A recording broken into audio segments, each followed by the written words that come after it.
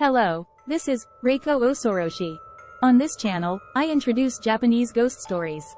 Today's ghost story is about phone call from Mary and the doll I received from Grandma. Phone call from Mary. Certain family was moving to a new house, and during the process, the girl accidentally threw away a cherished doll named Mary. The girl was deeply saddened by this loss, and her compassionate parents tried to console her by saying, "We'll buy you a new doll." Reluctantly, the girl agreed. As they settled into their new home and life, the girl eventually forgot about the existence of the doll named Mary. Then, one night, the phone rang in the house. Since her parents hadn't returned yet, the girl picked up the phone. "Hello? Hello? Who is this?" "It's me, Mary. I'm at the garbage disposal site right now." "Ha." Clang. The phone abruptly disconnected at that moment. "Speaking of Mary, that's the doll I lost. I thought it was a prank call, but it's so eerie." Suddenly, the phone rang again. Although the girl thought it was Mary again, she picked up the receiver, thinking it might be her parents calling. "Hello, Mom? It's me, Mary. I'm at a station." Clang. The phone disconnected again. A station was the train station in the girl's neighborhood. The girl began to feel that something was strange for a mere prank call. And the phone rang again. Thinking it might be Mary again, the girl reassured herself that it was her mother and answered the call. "Hello, Mom? Please come home quickly. It's me, Mary. I'm in front of B." Clang. B was a shop very close to the girl's house. At this point, the girl realized that the caller of the prank call was gradually getting closer. An indescribable fear began to gnaw at her heart. Feeling something was seriously wrong, the girl decided to call her mother's cell phone. As she reached for the receiver, the phone rang almost simultaneously, so she inadvertently answered it. "Hello? It's me, Mary. I'm in front of your house now." Clang. The girl trembled in horror. The caller was now in front of her house. Overwhelmed with fear, she disconnected the phone line and cautiously looked outside from the entrance. There was no one outside. The street lamp on the telephone pole was casting an eerie light on the road. Unable to bear the situation any longer, the girl confirmed that the front door was locked and decided to lock herself in her room.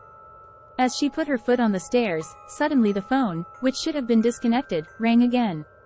A phone that should not be ringing, rang. Completely puzzled, the girl answered the phone, expressing her fear and anger.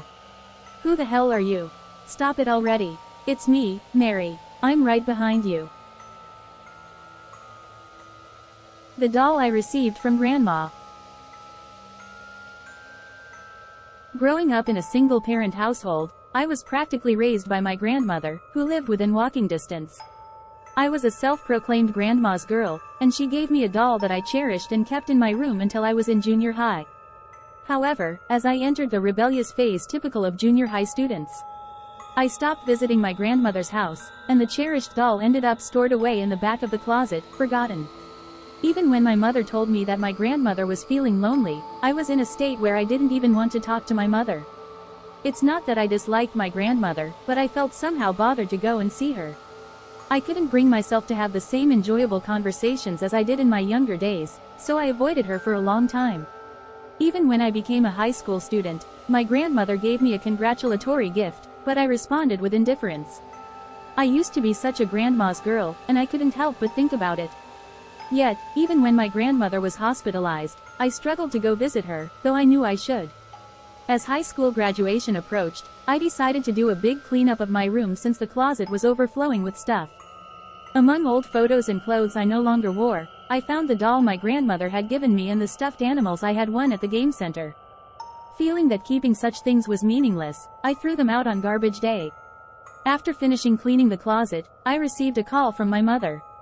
She said, "Your grandmother is in critical condition, so I'll leave work early and go to the hospital." She had been hospitalized for a long time, so I had a feeling something like this might happen, but it was still a shock. I was torn about whether I should go to see her or not. I hadn't been there for a long time, and I felt guilty about it. While I was hesitating about what to do, I received news from my mother that my grandmother had passed away. Relatives gathered at my grandmother's house, so I decided to go there for the first time in a while. Her room looked desolate, telling the story of her long battle with illness. I went back home to get my things, as I was planning to stay at my grandmother's house. However, something felt strange about my home. I couldn't quite describe the feeling of discomfort, but as I tried to enter the house to prepare my belongings, the sense of unease spread inside, and I felt a presence. Standing frozen at the entrance with my sister, we began to hear voices coming from somewhere. Mumble, mumble, mumble, mumble. The voices of a man and a woman were clearly audible, like a Buddhist sutra. Feeling scared, my sister and I stepped outside, and then we heard the sound of high heels, as if someone was wearing them, very close by. It was accompanied by the sound of a cat meowing excitedly. My sister said she could only hear the sound of high heels and not the cat's voice. We had no idea what was happening, and we were in a state of panic when suddenly, we saw a person standing in front of the house. It was our grandmother. Why did she give us such a terrifying experience? Was she resenting the fact that I hadn't visited or stopped coming to see her? I was paralyzed and couldn't move towards her. The excited cat's voice had become fainter, but the sound of the high heels was still audible. Then, all the sounds suddenly stopped, and I heard my grandmother's voice close to my ear. "Don't throw it away." The words that unconsciously came out of my mouth made me realize it was the doll my grandmother had given me. I remembered it, and since I had just thrown it away today, it should still be there. I hurried to the garbage area and found the doll, which I had put in a bag, sitting in the corner. "I'm sorry," I said, as I took the doll back home. The strange atmosphere that had enveloped our home returned to normal. Without speaking about the events that had just happened with my sister, I calmly prepared my belongings and placed the doll in my room. Then I headed to my grandmother's house. How was it? If you have any other stories you would like me to introduce or any questions about the stories, please leave a comment. If you enjoyed this video, please give it a thumbs up and subscribe to the channel. Thank you, and stay tuned for the next episode.